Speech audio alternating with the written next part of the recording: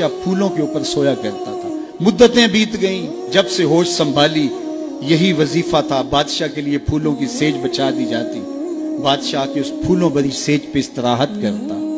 बूढ़ी हो गई। एक दिन फूलों की सेज सजाई के दिल में ऐसे ख्याल आ गया कि मैं सेज तो सजा के चली जाती हूँ, बादशाह आके लेट जाता है, मैं भी तो देखूं कि फूलों पे सोने का लुत्फ क्या है।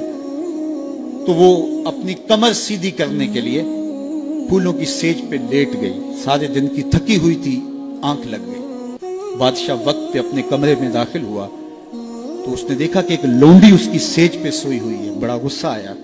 बादशाहों की गैरत होती है, उस गैरत की वजह से उसने जल्लाद को बुलाया, इसे उठाओ, उल्टा लटकाओ और इतना मारो कि इसकी जान निकल जाए, बाकी लोंडियों गुलामों को पता चल जाए कि बादशाहों की सेज कितनी मुकद्दस होती है। उस लोंडी को वहां से दबोचा गया, उल्टा लटका दिया गया और जल्लाद कोड़े मारने लगा। वो रोती, चीखती, चिल्लाती। अचानक रोते रोते उसने हंसना शुरू कर दिया। जब वो हंसी ना तो बादशाह ने जल्लाद से कहा रुको और इसे पूछो रोती क्यों थी और इसे ये पूछो कि हंसती क्यों है। तो जल्लाद ने कहा कि क्यों रोती थी।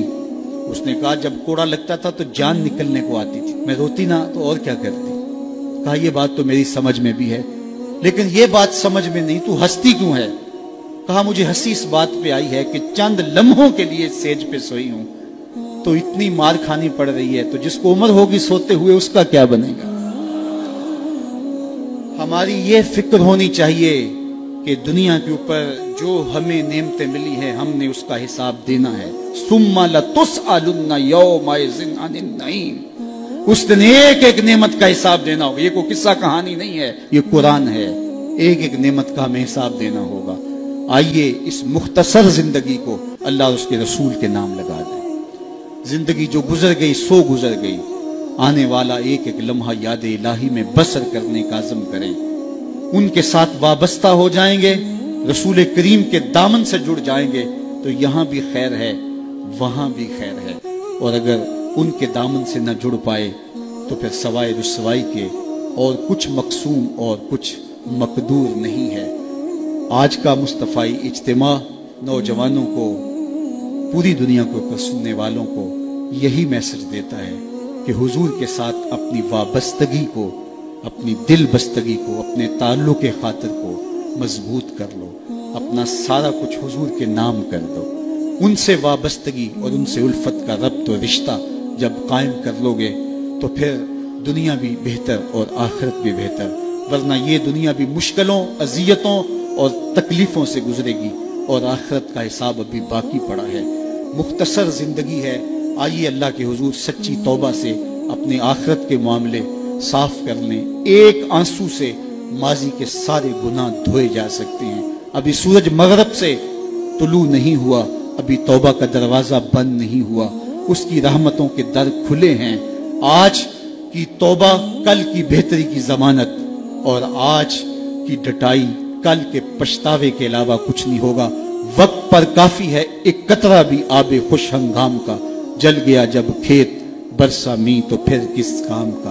और अगर इन सांसों के बदले सजदा हो जाए, इन सांसों के बदले कयाम हो जाए, रुकू और सुजूद हो, रसूल करीम पे दरूद पढ़ा जाए, किसी दुखी के सर पे हाथ रख दिया जाए, तो ये सांसें काम आ गई। वो खुश नसीब हैं जिन्होंने अपनी सांसें अल्लाह और उसके रसूल के नाम वक्फ कर दी, और वो बदनसीब जो अपनी सांसें, अपना वक्त और अपनी कीमती जिंदगी बर्बाद कर रहे हैं। अब भी वक्त है, अब भी मौका है, तौबा का दरवाज़ा खुला है।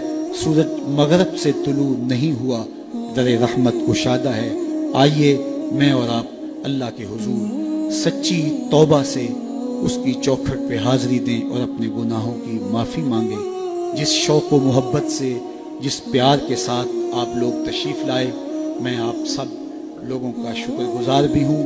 काफ़िलों को तरतीब देना, फिर ज़िम्मेदारी के साथ यहाँ तक ले कर के आना, ये एक कठिन काम था, और इदारतुल मुस्तफ़ा के ज़िम्मेदारान ने पाकिस्तान के मुख्तलिफ़ शहरों में मेहनत करके काफ़िला साजी और फिर यहाँ तक उनके पहुँचाने में जो मुशक्क़तें सही, अल्लाह उसका उन्हें अजर अता फरमाए।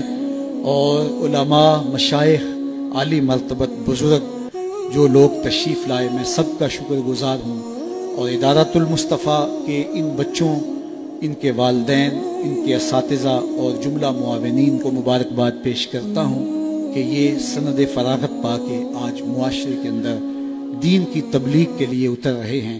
اللہ ان کی مدد کرے۔